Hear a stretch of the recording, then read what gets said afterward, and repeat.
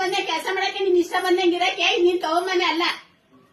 ನಿಮ್ ಇಷ್ಟ ಬಂದಂಗ ಅಧಿಕಾರ ಚಲಾಯಿಸಕ್ಕೆ ಇದು ನಿಮ್ ತವ್ರ ಮನೇನು ಏನಲ್ಲ.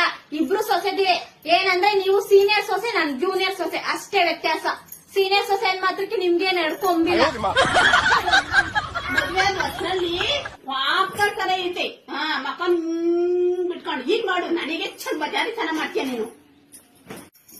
ನೀವು ಅಷ್ಟೇ, ನನ್ನ ನೋಡಕ್ ಬಂದಾಗ ಎಷ್ಟು ಸೈಲೆಂಟ್ ಆಗಿದ್ರಿ, ಇಷ್ಟೇ ಸೈಲೆಂಟ್ ಆಗಿದಾರೇನೋ ಅನ್ಕೊಂಡಿದ್ದೆ. ಆದ್ರೆ ಈಗಂತ ವಟ ವಟ ವಟ ಅಂತಾನೆ ಇರ್ತೀರ, ಒಂದ್ ನಿಮಿಷನೂ ಬಾಯ ಮುಚ್ಚಲ್ಲ.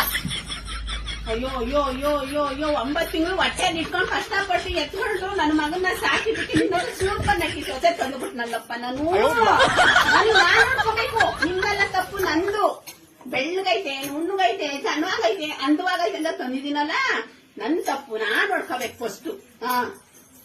ಅಯ್ಯೋ ಅಯ್ಯೋ ಅಯ್ಯೋ, ನಮ್ಮ ಅತ್ತೆ ಮಾತ್ರ